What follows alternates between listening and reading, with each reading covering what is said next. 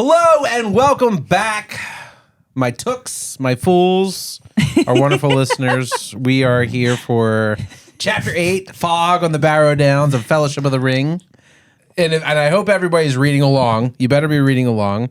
But if you're not reading along and you're just listening to us talk about Lord of the Rings, I need you to understand one thing and only one thing about Chapter 8. This was the episode that I needed to get back into it. I felt invigorated and re-inspired and excited for the rest of this whole book. I got the horror fix that I was looking for. Yeah, in the and last I was episode. like, now we're talking. Yep. This is like some scary shit going down. I'm in. Yeah.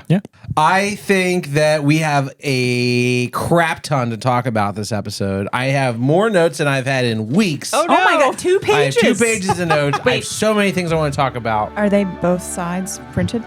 No, they're single sides printed. Oh, thank God. It's not a lot. It's not a lot. It's 39 talking points.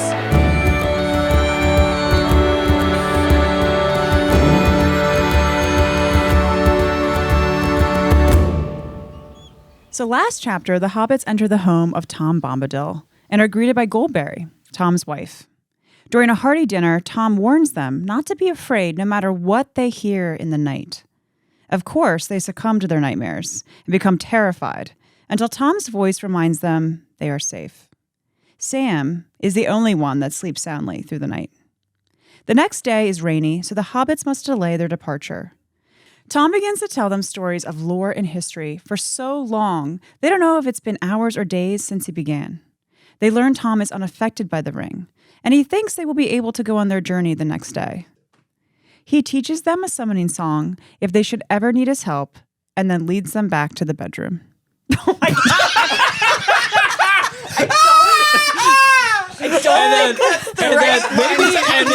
Maybe they go to bed. Maybe they go to bed. This is the summoning song. I'll summon you to my bedroom. I've been listening Come and little reading way hobbits too much back fairy to book. the bed. You have. And then he leads. Which one of you bedroom. will give me head? I have notes. Oh, my God. I mean, now that I'm crying, I'm trying to say this goddamn last sentence. Leaves them back to the I have bedroom. notes. Can we change the lesson? His name is Frodo. Okay, His name I is gotta, like, Sam. calm my face Here down. is my dildo. Here is my hand. Bombadil's a happy man. All right. Mary was aroused. Just wait till we get to page 137 is all I'm going to say. All right. Try again. I'm going to try to not. I'm crying, so it's going to be a really hard cut for Chris. I'm so sorry. I laughed so hard I cried. All right. Okay, guys, ready? I'm going to power through. You got it. He teaches them a summoning song if they should ever need his help, and then they go to bed. Thank fucking God that chapter's over. Yeah. All right, big doggy. Chapter 8. All right, Chapter 8, Fog on the Barrow-Downs. We leave this fever dream that is Tom Bombadil, and we go back into the real world, where it's terrifying. Yeah. Yes. Yeah, seriously. Where bad things are waiting for us. Yes. So It immediately turned into an R-rated movie. Yes. Like as soon as it went out. Yep. It is just Saw. Yeah, I was like, oh. Oh no. The chapter starts with their dreams, and there's no voices. They just kind of have a not weird night for once, and they wake up to Tom Bombadil like singing in the garden, and it's a lovely morning, and they come out and they have their little breakfast, and Tom just kind of pokes his head and is like, "You guys are burning daylight, and you should probably get out." It's like he's got stuff to do. He's like, it's like when you have guests over and they linger a little too long, and you're like, "I'm just gonna vacuum the other room, and you guys do whatever you want, but I got you. I got to go to the bank at 11, so like hard out." He's just singing outside their window as loud as he can. Yeah, just like banging everything against the windows.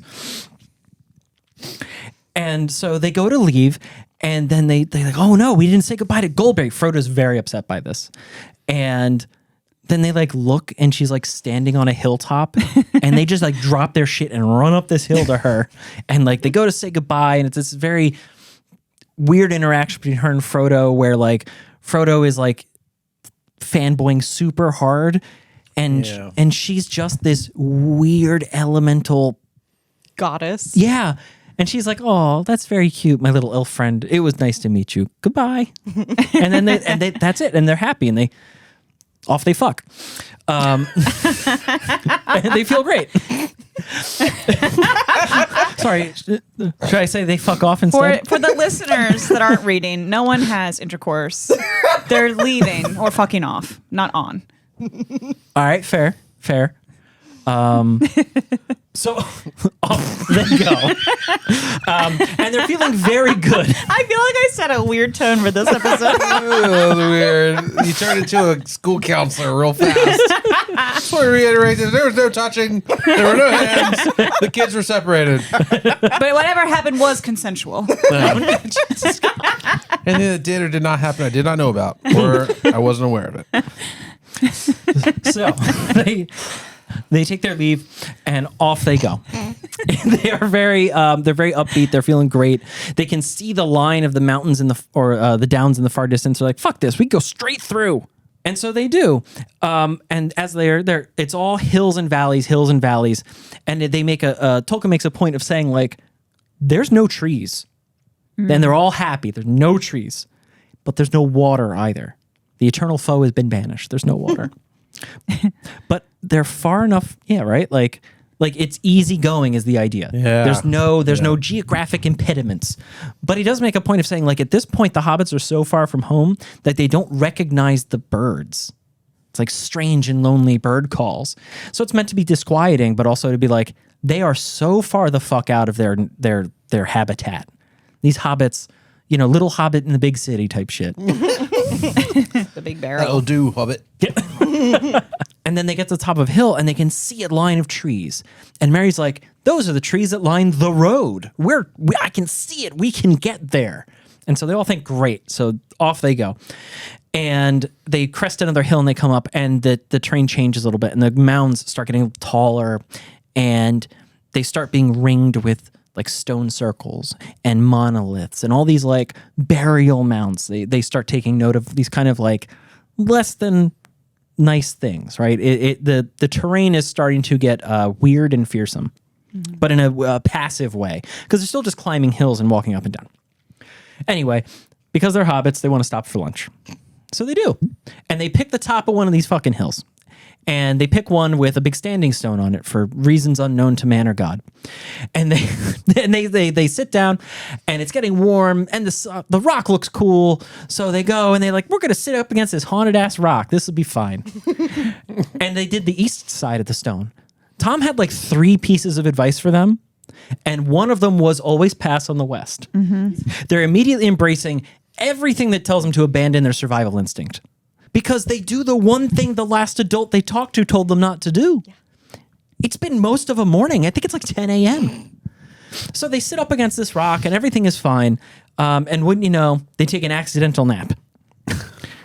And they wake up and like it's starting to get dark. Like the sun is setting and the fog is rolling into the hills and they're up on this hill that's turned into an island. And the fog is closing in and they watch the sun sink and they go, "Oh, fuck, we fucked up." Twilight comes in, the fog encloses them, and they're so worried about getting lost that they say, we're going to go single file, and we're going to stay close, and we're going to make sure nobody gets left behind or lost or whatever. So they go, and then Frodo gets super excited because he's like, "Oh, I know where we are now." Like this fog has been hemming them in from every side, and they're in this foreign country now, this awful world of like muffled nothing. And Frodo finds one thing that he thinks is a landmark, and he sees like these kind of like shadows, these big shadows. And he's like, "Oh, those are the hills at the end of the valley. This is fine. We're going to go." And so he just kicks his little pony up and trots the fuck off. And he's like, "Follow me, guys. This will be great." They do not follow him. And he's a fucking lone. And he gets there, and those 2 big shadows that he thought were his salvation turn out to be these standing stones. These like menhirs, this like part of a stone ring. Yeah, for those who are listening, what is a standing stone? So some people may not be familiar with what a standing stone is. think Stonehenge. So like put there by a being.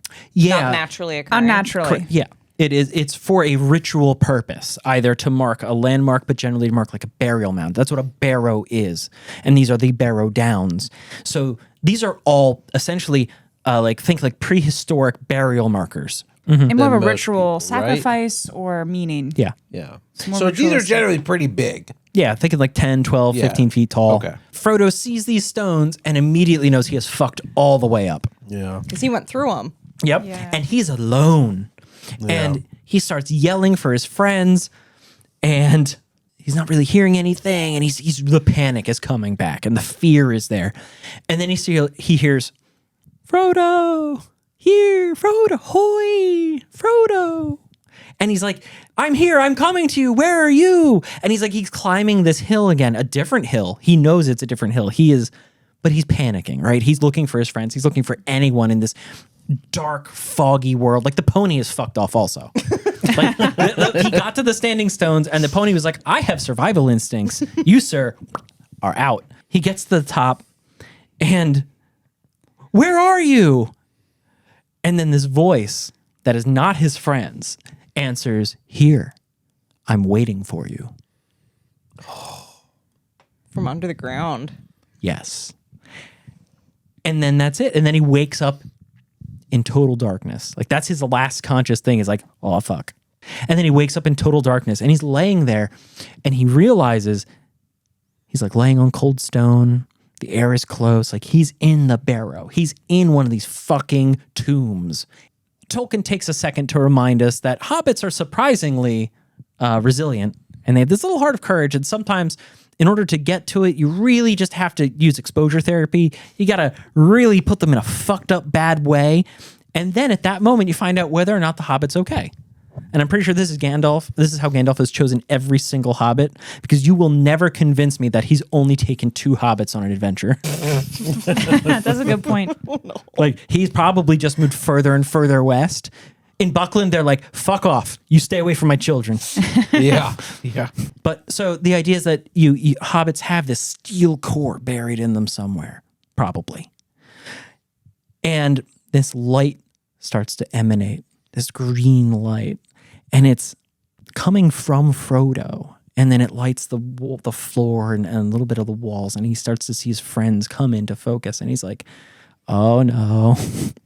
Oh God, no. Yeah. Because he is fucked up bad, because now he's hearing these like voices and song.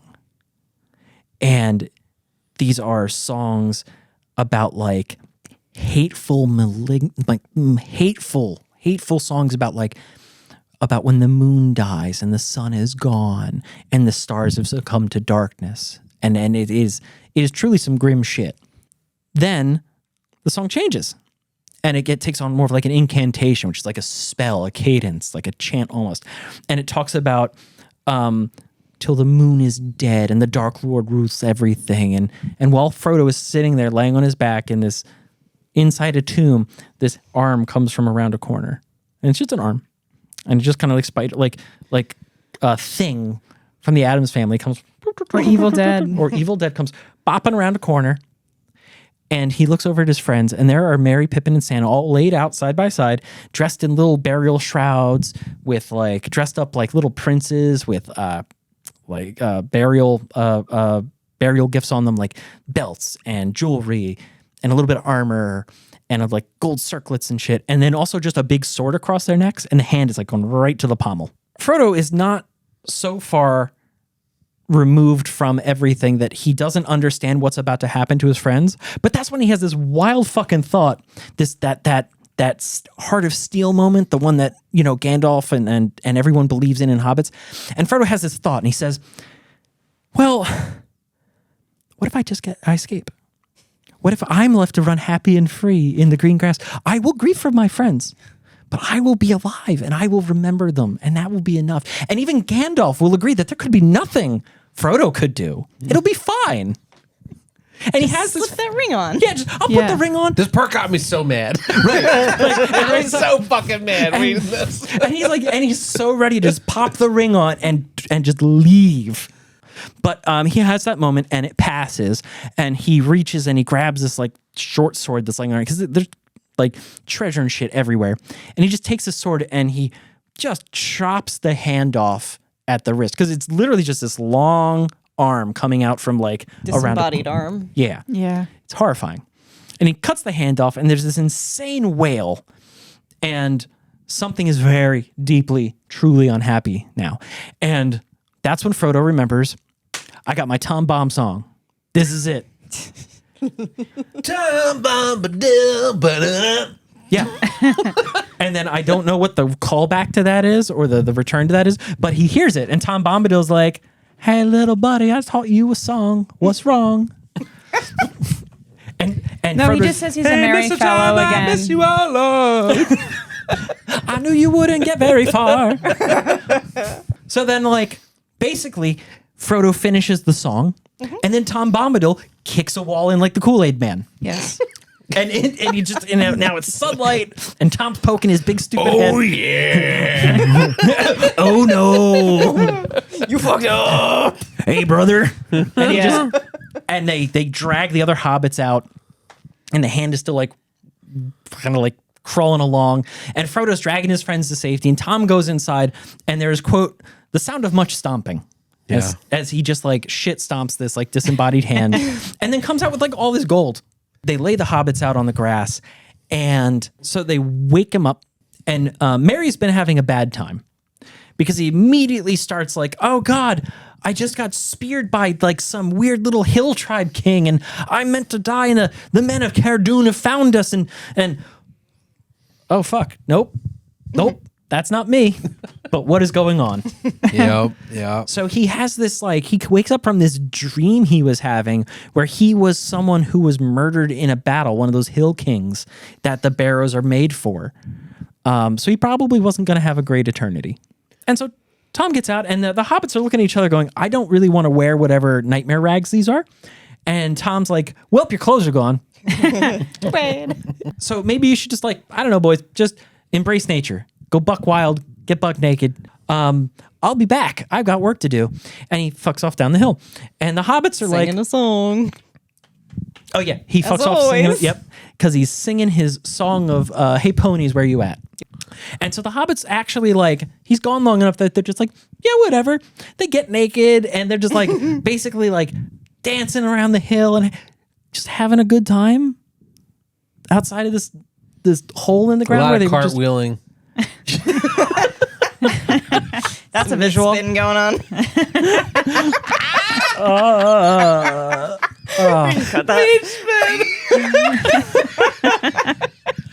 But because they're so small, it's like nothing's happening. It's like spinning a keychain real fast. Stop.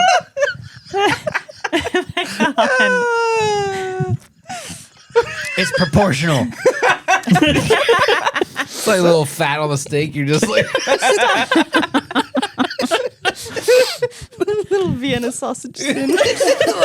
little Frankfurter. Pig in a blanket. Okay. Oh, let me know when you guys are done. Never done. So, you know, they're cartwheeling, having a great time, and doing whatever else they do in the sunshine. And Tom Bombadil's off singing a song to gather up the ponies. And he does. And he comes back with all the ponies and everything. And he's pulled up all the gold. Like, by the way, he shows up with 6 ponies. That is, for everyone at home, that's more ponies than they had when they started. Tom's pony, Fatty Lumpkin, just happened to be wandering around and gathered up the other ponies, and like everybody chilled. And we're gonna have a very fine time. They were just gonna make it back to Tom's house. The ponies were gonna be okay. The hobbits, not so okay. Yeah. But anyway, Tom manages to bring everybody together through the power of music and love. And then he commences grave robbing. Yes. Because the hobbits still have their little swords and they got their little necklaces. And out of all the jewelry, Tom picks out some nice blue jewelry for his wife. And it's like, Goldberry would love this. Not going to tell her where I got it. Whoop, in the pocket. And the hobbits are like, they don't even really think about the pile of gold. That's where their heads are at.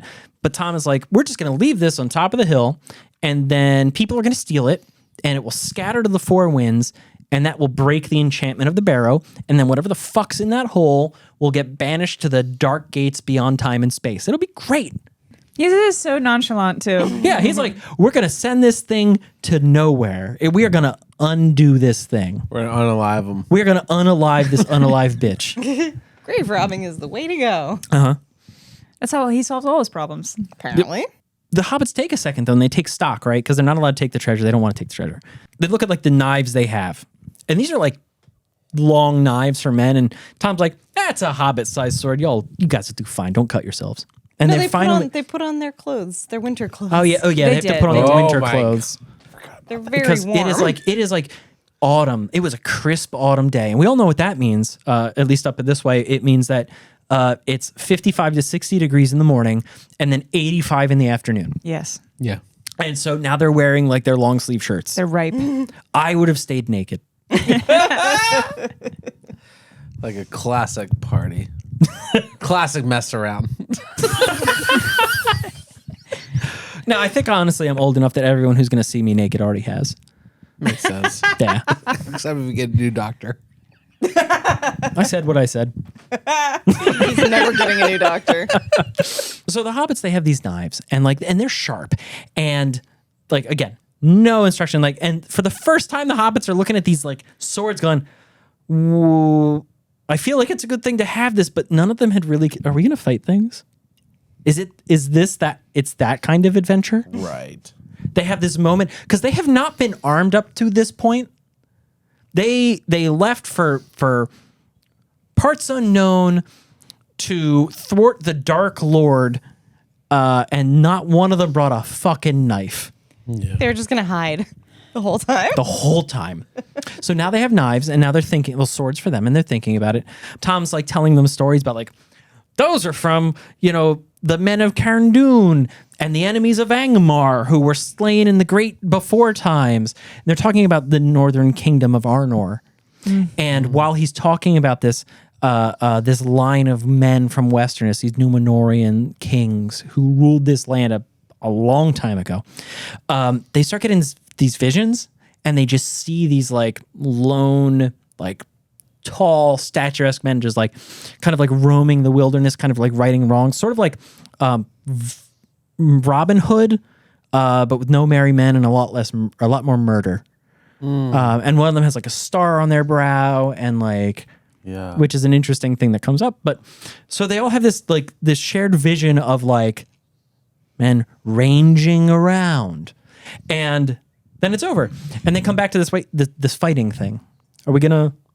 Do you think we're gonna? I'm not prepared to. I guess we got to. Yes, we got to fight. I can't believe they didn't even consider the option of even fighting to begin with. This is the first time that they're like, They're We 3.5 feet tall. we have to fight back? They're the smallest. I think things he was out there. sold to Frodo like he was the carrier pigeon. Yeah, yeah, yeah. Seriously Well, though, like he is the vessel that is going to carry this great evil, and everyone around him is going to make sure he gets there. to be fair, then Gandalf left. but yeah, but Gandalf did not bother to hint maybe Yep. bring a knife. Also happened to Bilbo. Well, because Gandalf Bilbo was supposed did- to be the knife. Fair, but Bilbo also didn't. Yes. Like they didn't mention arming him before he fucked off from the Shire. And Do you think they really would have left if Gandalf had been like, "You're gonna need this. It's dangerous to go alone." Yeah, they weren't going to do. I love you. That was well done. That's so weird. That was so creepy. It's a Zelda reference. So anyway, as they're contemplating whether or not they have foes that they can actually stab, because so far it's just been a scary bag of rags, big nasty tree, fog, and then The undead. The undead. So like these were not knife problems, right? We can all agree on that. But maybe there will be knife problems. And so they say, Tom, are you coming with us for the potential of knife problems? And Tom says, absolutely. I will come with you a little bit because you have a tendency to get into stupid problems. So they're very happy, and they're all singing songs and having little lunches and whatever. And they get up to that line of trees that they thought was the Great Road. And it's not. It's actually like a boundary dike, like a boundary trench with a wall. And it was like a national border of this fallen kingdom in the north. And this is all stuff that like Tom Bombadil's been telling them. And again, just like, these little smooth-brained hobbits are like, well, history lessons. Like just like wisdom rolling off of them like water off a duck. And so they pass through this thing with no recognition of its importance. And they go, and then Tom is like, yeah, by the way, the road's up there. See yous. Have fun. They find the road further on. And then they have this moment where they're like, wow, this shortcut only cost us like 2 days, which is a nice throw to Mary or Pippin. I don't remember which, who said that shortcuts make long delays. It was Frodo that said that, actually. Yeah, Frodo. The shortcuts make long delays. No. Yeah. Because Yes. Pippin wasn't, or Mary wasn't there. Yeah. Mary wasn't there. Frodo said that because Pippin said Pippin wanted to go to the. Pippin wanted the inns shortcut. make good beer runs or something like that. He said. No, Pippin said shortcuts make long delays, Because he wanted to go to the inn. and Frodo said that inns make for longer. Yeah. Yeah. There it Nice is. job, Yeah, yeah. guys. There we go. So ironically, Pippin said this. Yeah. Yep. And so, and in Team like effort. a nod to Pippin being right for once, Frodo says this thing, and then super downer. I guess this means the riders are going to find us. We should be careful. And suddenly they're all reminded of their extraordinary mortality, Right. and that these like supernatural horrors are following them. They didn't leave them in the hole in the ground. It's not Tom Bombadil. It's not his weird nature elemental of a wife. It's not haunted trees. The real danger is these giant evil things on big fucking horses that have been hunting them for the last week. Yeah. And now they're on the road where Frodo said, like, surely we should cut across country lest we be murdered on the road. And all they can come up with is, well, there'll be a lot of people, so maybe witnesses. No, that was my point, actually. There it is. They never came to that conclusion. Right. They end, the chapter ends with the hobbits coming to the hopeful conclusion that there is an inn at Bree, under Bree Hill.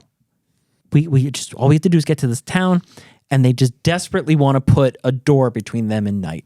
And that's the end of the chapter. So I really thought of you, Laura, when I was reading this because it's such a horror-filled chapter. So ominous. I was in my element. But it was weird because it wasn't what I was expecting. I was expecting the horror to involve Tom Bombadil and the weird traps that he set for them. Turns out I was wrong, and he set 0 traps. And the horror was completely unrelated. Right. First of all, I want to just call out that was an amazing chapter summary. So much happened in it, and you called so much attention to detail. I would love to just dive right in. I want to talk about Goldberry. Okay. Okay, so why does Goldberry have this? It's almost like she's a siren. Yeah. like a siren. She has Like, this, She like, was singing weird- the fog away. Yeah. In his then she, like- dreams. yeah. And then on the top of the hill, when she like waves her arms at them and then like disappears, she's got this like super weird, like hippie sex appeal. yeah, Frodo has the biggest crush on her. and Yeah. he is crushing hard. Yeah. Like they're like, okay, and I think it even says that they like so if they get on their ponies and they start, or maybe they're just walking. No, didn't they're have on the but I think they ponies have and they start right? going away. And they start Ponies. walking, and then they get on some part and they realize Frodo's like, oh my god, I didn't say goodbye to Goldberry, and he like And she gets just off, appears. and it's like. Dun, dun, dun, dun, dun. Yeah. And him running through like the leaves and like there she is. the fields to She's find like, her. No, wait, she comes up like, The sun shining off her like hair. her long, luscious hair just like blows Hair. back. Right. Yeah. It's like a child's crush. Yeah. It's very legitimately, wholesome. it's like a 9-year-old that like develops her first feelings for like their science teacher. And she's You like know. an actual goddess. Yeah. Yeah. Literally. Most 9-year-olds would have the same argument. I mean, yeah, true. I get it. Yeah.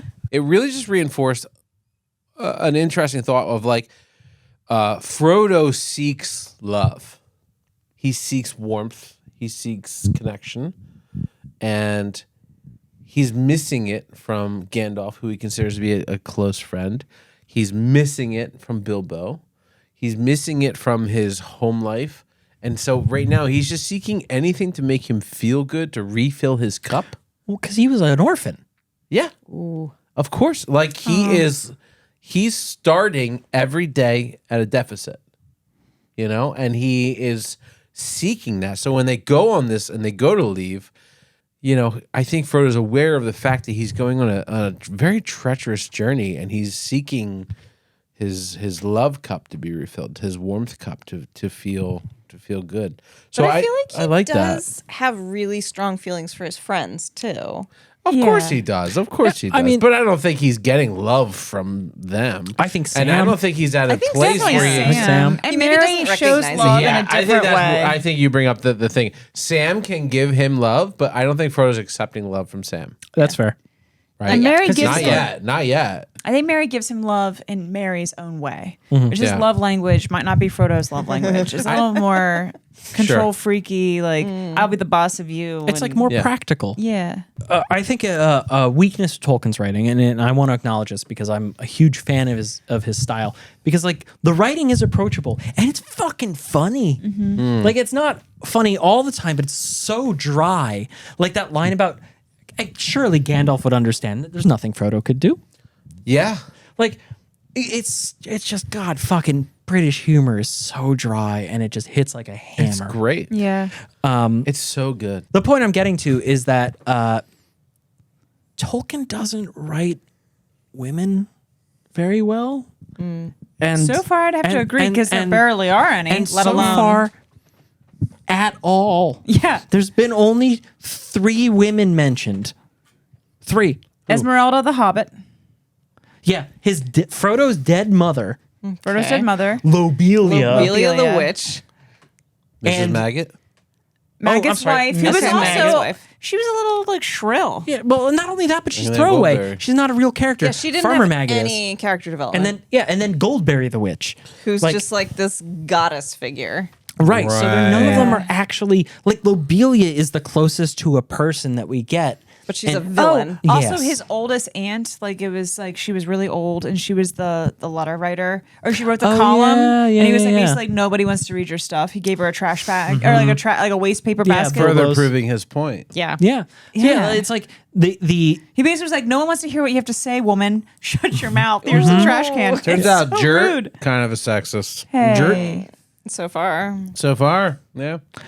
a lot of people assume that he is like tapping deeply into his war experiences.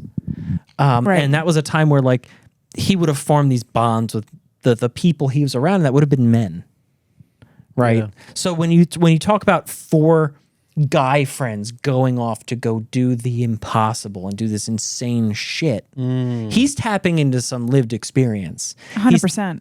Like, yeah, because like if he really did have these like not in the future, if these experiences were super formative and they're forming the basis of these characters and these relationships, and that's the experience and the emotion he's drawing on, Tolkien's experience would necessarily exclude women from that experience.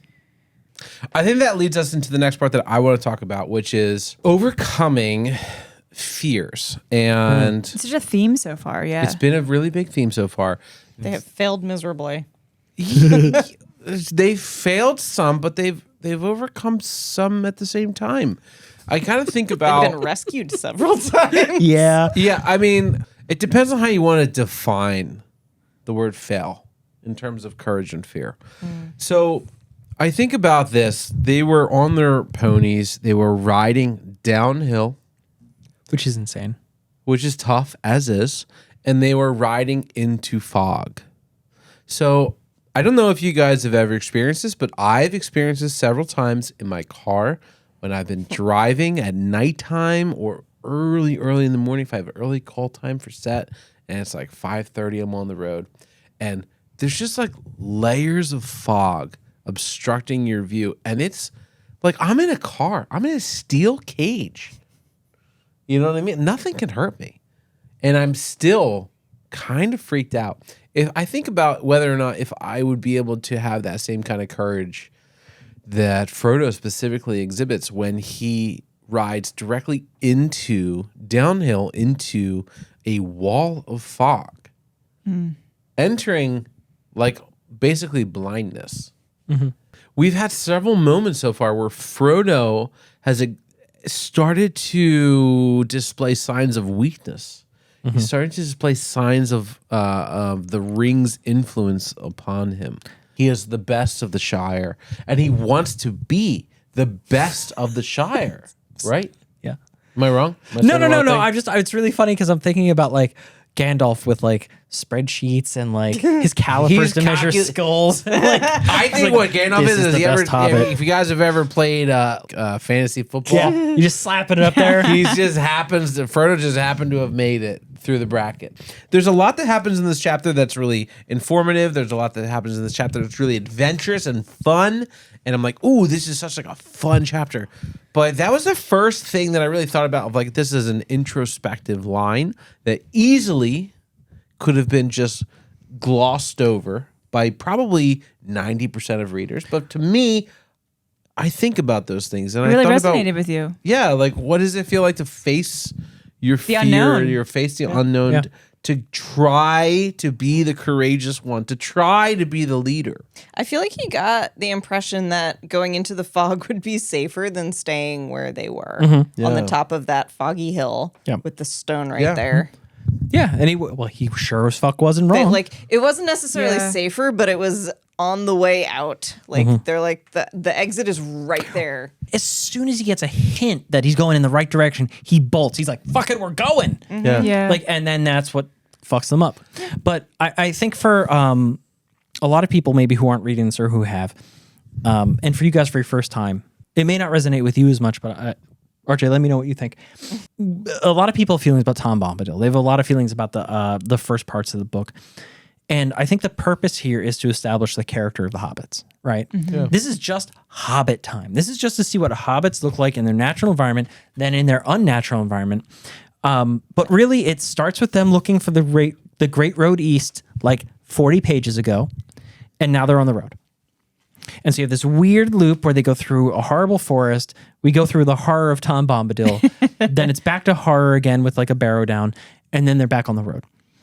But we learn so much about the hobbits as a group. We learn about Yes. how they respond to threats Temptation. and temptation and their lack of planning and their general lack of ability. And it's like every problem they've had, except for leaving the house, they've needed help. Yeah. I think he summarizes this in the book with a very succinct, beautiful line. There is a seed of courage hidden, often deeply, it is true, in the heart of the fattest and most timid hobbit, waiting for some final and desperate danger to make it grow. And that's like the whole character development of a hobbit right there. And he just put them through like What's seeing that trigger them, gonna be? He would see them in their natural Yeah. habitat and then putting them Yeah. in their not natural habitat and triggering them, pinching an ouch, like making them feel something to Like make them. it has to be pulled out from them. It Yeah. does. It's very deep inside them. But even the oldest, fattest, laziest hobbit can be this person, this courageous character. And that's like what makes this so unique and beautiful, because it's not like the 6'8" tall, muscled man with a sword who's the hero. It's actually these little people who are so, Fluffy. yeah, not only fluffy, but like Yeah. underestimated. Yeah, because it goes back to like But they are something- fluffy in the best way. like when we talked about the war with the trees and all that. Like, Yeah. if these little hobbits get to carve out their weird, idyllic, boring fucking existence because they have killed everything that's tried to make that different for them. At the end of the day, if it's something between them surviving and not, they're going to survive. Yeah, if you get between them and second lunch, you done. It's like it's a couple generations ago when they killed all the trees, but it's in there. So Well, it's even like with Frodo when when suddenly he's not on his pony, and I don't remember if he guts off or if the pony kicks him off. or what. Throws him off. He kind of like stands up on the back legs and he the pony's jumps like, off. Pony this does. was the wrong choice, Tom- and yeah. I'm saving myself. Tom Bombadil makes a point of saying the ponies have way more fucking sense than the hobbits. Yeah. 100%. So when Frodo's, I only say this to talk about surviving. So when Frodo's in the fog and he's off the pony, it says that basically the only thing he really cares about in that moment is finding which direction the hill is and walking up it. So He's following the voices of his friends. yeah, like not only that, but like he's aware that he just rode a pony down the hill into the fog, fucked up, got off the pony, and is trying to get back up the hill. Right? Help! He's hearing his friends at the top of the hill, which might all just be fake. It might just be the Barrow-wights messing with him. I'm not sure. It's really kind of confusing how that's written, and on purpose. It's supposed to be confusing. But like even in that moment, like he's just trying to be like, okay, backtrack, Frodo. We're going to backtrack. We went down the hill. That means we go up the hill. And that right there was really interesting because you start to get this momentum of, I mean, he even gets to the top. It's like, when the land stopped going up and it flattened, he knew he was at the top. And then cuts to black because the Barrow White got him. He fucked up. And you're like, Oh, God, good job. dude. Well, what I love about this page too, and this is something I did not tell you guys when we were reading this the other night, it was so hard for me not to burst out laughing because there's some very deep, beautiful moments happening on this page. There's also this beautiful sentence that I'm going to read for you right now. The thought hardened him. He found himself stiffening. He no longer felt limp. I was like, where the fuck is this going? And then it quickly goes to he doesn't feel like a helpless prey anymore. And then it goes into fear. But I was like, whoa. I was like, what? Is Goldberry back? Like, what is happening? It's just like Mary is aroused. Yep. And I thought of Laura. I was like, oh Damn my it. God. I was like, I thought of Laura being like, Mary's aroused here. And like in that moment, I was like, the thought Slightly hardened him. suggestive writing here. Whether it's Yeah. on purpose or not, we don't know. Is he talking about boners? It's like, when he gets scared, he gets hard, apparently, in multiple ways. yeah. So I think it's probably Moving right worth. along. That's not making it, but I just had to share it. I think it's probably worth keeping it moving. I mean, once they're That's what he said. once we're down in the Barrow Whites. Excuse Yeah, me. he is. Once we're down in the Barrows and Frodo's down there, I mean, just to kind of bring it back to what I was saying. So I think you have this moment, honestly, when Frodo is inside the Barrow and the weight of the ring upon his body is really starting to come forth and like show itself as like drawing this weakness, this darkness out of him. He's considering abandoning his friends. No, he's like Yeah. fantasizing about it. He's like, I will dance happy and free in the sun. Yeah. I will mourn my friends, but I will be free and happy. Like, this is a fucked up moment. Is Yeah. it? This is a pretty fucked up Oh, moment. no, you're right. Sorry. Like, Frodo is like this sort of beacon of hope and good and all, like, But is he? yeah, obviously he is. It reminds me of He's considered the best from Gandalf, and I trust Gandalf. Yeah. Even though I think he's a jerk, he's considered the best. He's the best for the task, Yes. but doesn't mean he's the best. Well, let's settle this real quick. Best Hobbit. best at what? Best Hobbit. Exactly. So Exactly. far, Sam. Frodo. Mary. Sam. Okay. All right. Sam sleeps like a log. Can't empathize with them. Snitches on his friends and is manipulative or manipulatable. Manipulatable. Manipulatable. Labrador God. Retriever. What's the word? Manipulatable. I don't think that's a word. Manipulatable. No. Yeah. Easily- Manipulatable. Easily manipulated. Easily manipulated. Easily manipulated. Yep. That's it. No, but he has no fear. Pippin farts in that. way too much. Mary, too much pride Whoa. in his stories. They would have died in the woods and probably not even made it out of the house if not for Mary. This whole thing reminds me of a quote that I once heard that it's like your first thought is kind of what you were conditioned to believe in a situation when Frodo's like, I have to save myself. I have to get out of here. But your second thought is like who you are as a person, who you've been Interesting. building yourself to be. And his second thought is, no, I have to stay here and save my friends. I love that. Yeah. So he So is he's- more aligned with his second thought. Because I feel like Bilbo raising him maybe would have had that inclination to save himself. Have you guys ever had a friend? They one up a story. Yeah. So if you say, oh my gosh, on Friday night it was so crazy my power went out, your friend will be like, oh my gosh, this one time my power went out and then I was out for 6 weeks and it just Yeah. becomes this thing where they are grandma. they're We had to burn grandma for fuel. yeah, And like, yeah, it's a one up of a story. I'm like legitimately starting to get this vibe from Mary. get there. Like I'm legitimately starting to get this vibe from Mary because everyone keeps being like Tom is like, hey, you almost just died in a fucking barrow white or in a barrow Yeah. by the whites, Yeah. and you had no idea about any of this, but you're going to go to this place, which I'll tell you where to go since you guys clearly can't take care of yourself. You're going to go down this road. You're going to find a place called the Prancing Pony. So here's the thing. And Mary goes, oh, I know that place. And it's like, how? No, How the fuck could you have Well, first possibly off, there known about aren't this many fucking bars place? and restaurants in this So time. no. Let's be real. Let's be real. So the crux of your argument is that Mary doesn't know what the fuck he's talking about. How could people have gone there and come back through the forest without dying? They didn't. They went down the East Road. They took the road like normal people. Like They normal didn't take people. the Why road. did they take didn't the cut through the road? forest. They didn't take the road because Frodo made the fucking assumption He that said, get off the road! He went Or through we'll the be old murdered. forest. Wrapped He went around. through the old forest, which Right. is why they're going the Right. backwards Turns way. out I hate Frodo. Normal people aren't Your being problem chased isn't by with Mary. black riders. So Right. what I Normal love about people this- use the wait. road. What I love about this is Chris was defending Frodo for all his worth, and I now wasn't defending Frodo. I was saying Attacking I Mary. Pissing on Mary. I want He was Mary to stop fucking. knowing things. I don't. And being responsible. He's a know-it-all one-upper. But like No. living Yeah. in Buckland, It's- the easternmost point of the Shire, He's a know-it-all being one-upper. right on the eastern road, he probably does know people who have taken the east road out to Bree and come back and been like, "Hey, there's this great pub out there." Chris, the difference between somebody who's full of shit and somebody who knows what they're talking about is that somebody knows what they're talking about. But it's a thin You're line, gonna man. find out. Right. Well, we are rapidly approaching. Every time Mary says, "I know a thing" or "I'm taking point," it's getting thinner and thinner. And we're getting more and more in danger. Yeah.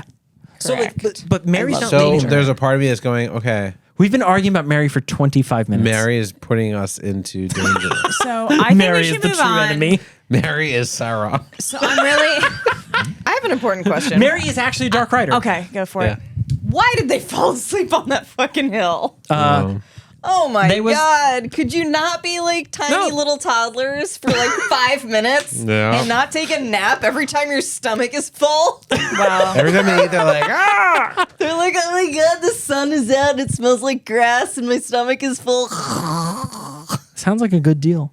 No. So, Laura, I think you're right, but also maybe evil magic? it was evil magic. No. It was the cold It stone was they evil laid their magic backs once on already. No, the cold stone they laid their backs on. Can't all On the be east convenient. side. It was It's too convenient. It was the east side. That's what I'm saying. Wait, are Yeah, you no, saying Chris, they Too much- wandered? too much Are you saying they convenience. wandered into an evil trap like fucking children? I'm saying they already did that once, and it would be lazy to have that happen twice. No, that's the world. Are you, wait, would you? Would it See, be? now Laura's joining my team. Would it be any Then lazier? I need some fucking real reasons why things are because happening. It Wait, specifically no, said, no, my no. stomach was full and the sun was nice and it smelled nice. It's nap and we time. accidentally took a nap. But their backs were against a cool stone that East surprisingly side. wasn't getting warm in the sun. East side. Look, still, Laura, It's a fucking could've burial stone. Get stayed out awake. of here. is the no? Is it? burial stones put you to sleep. Is it? Apparently. no, the sleep. They put you to the sleep. Loud noises! All right, so Laura, is it lazy beyond belief to have the hobbits take another accidental nap? Or is it just in keeping with the idea that they had a song already taught to them in case they did something stupid like take a nap? Yeah. No. It was a poor choice on their part to take a nap. Yeah. That's what I'm saying. What's the opposite of plot armor? Yeah. I'm going to bring up a very exciting point. Gut exposure. So I feel we had a lot of discrepancies about how many ponies there were in these books. And I just love in this chapter, we finally have our answer because Tom Bombadil sent his magical master pony, Fatty Lumpkin, to round up these errant ponies who were terrified and trying to take care of themselves. And he taught them wisdom and how to take away their fear. And names. And then Tom was the like, names. here What are the they go. names? He sings them back, but this is what he named them: Sharp Ears, Wise Nose, Swish Tail, Bumpkin, White Socks. And then here comes his horse, Fatty Lumpkin. He can Hey, talk now. to Also, yeah, ponies. they answer to those names. He's doing this song again. He goes, hey now, come hoy now, whither do you wander? Up, down, near or far, here though or yonder.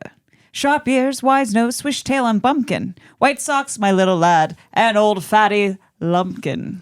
I love the way you do that. Their ponies were already awesome before, but now they're just like another level. They have no fear. Apparently, they have they wisdom. didn't have names before. They weren't named. Yeah. Mary's They've a never- cold-hearted master. Seriously? He didn't name his ponies. Shit. He would just slap in their asses like 1, 2, 3, 4, 5, 6. Your name is Sam's pony. God. There were a couple times where I could not keep track of where the ponies were. Like when they were going to Tom Bombadil's house in the last episode. They were just running amok. They were like, oh, they're just like running up the hill. I was But like, now we know where because he are sent the them back. He ponies? summoned them back in song. 'Cause- There was 5 ponies for all times, and now he added a 6th one temporarily, and then he takes his master pony back. Yeah. so there's one pony per hobbit Yes. plus a pack pony. Yeah. Yes. And Fatty Lumpkin. Yeah. Okay. But Fatty Lumpkin's not there for all He's time. not, yeah, he's not their pony. So the 6th pony thing in the beginning was a typo. Oh, We caught it. weird. Interesting. So what I love though is that the idea that these ponies, he didn't name them, he learned their names. Yes. So one of them is called Bumpkin. but also cleverly rhymes with his horse's name. Lumpkin. But I just see Bumpkin like bumping around when he walks. Like he's a weird gait.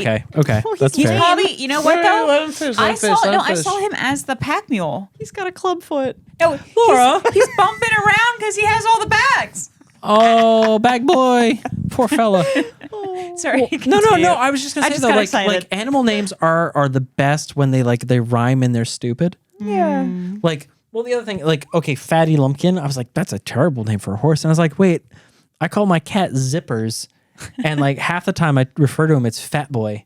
All right, It's real actually fast. kind of endearing. Let's jump into it. Okay, everybody, give me a nickname for a pet you have.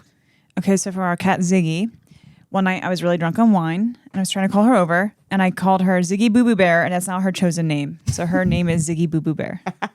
We have a cat named Zippers, and I just call him Fat Boy because he got a little jungle pouch. We have a cat named Rory, and I call her Beanie. Why? Oh, No idea. Okay. That's how most cat names work. That's fine. My cat's name is Persia, and she's kind of little, so I just call her the babiest baby all the time. The babiest baby? yeah, I like but that. also Screamer. Keep going. I call Thor the whore because anytime we have a party, he just comes out immediately and wants everyone to rub him and hold him and he screams for pets. We have 4 cats, by the way. I generally refer to horses as puppies. Horses? Yeah. As puppies? Yeah, it's a big puppy. That's really cute. Well, because it's the only thing that allows me to like I have to mentally deconstruct a horse to get near it because it's so big and stupid and scared of me, and I'm scared of it, and it could just step on my foot and break all of my toes. Oh my god, horses are terrifying. Right? Okay, you get Like Ash. they're animals of war. So So we have a cat named Ash, and I call her Lumpkin. Really? Aw. Lumpy. She likes to Sprawl out in your sprawl arms. out, and she's very lumpy. And she dead weights in your arms. She dead too. weights, and I call her Lumpy or Lumpkin, and or sack of shit. yep. Good name for a cat. You know? If your pet doesn't have a nickname, do you really have a pet? Yeah. Right. You want final one? You have one for zippers? No, actually, I have a horse named Frankie. Horse named Lots Frankie? of things rhyme with Frankie. So when she's being Hanky? a shit, Hanky? she's cranky Frankie. Cranky, hanky, When she's in Frankie. heat, she's skanky Frankie. I think that one was actually courtesy of Patrick. Well, that was because she met a little pony named Henry. Henry was small, right? And he was a gelding, which means he was a neuter. He was so small that she had to be facing downhill. Oh god. But he tried anyway, and she was like, yeah, go for it, little guy. I found her blanket. It was during the winter. I found her blanket ripped into shreds from the back end. Right, because horses wear God. you dress a horse in a blanket in the winter. Chris knows he used to have a horse blanket in the back of his car. Confusing.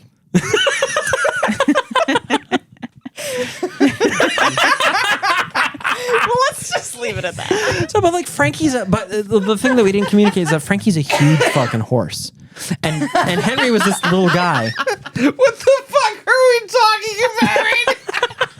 So okay, Pony? so, all right, so Frankie's a big horse, and his friend was a little guy. What the fuck are we talking?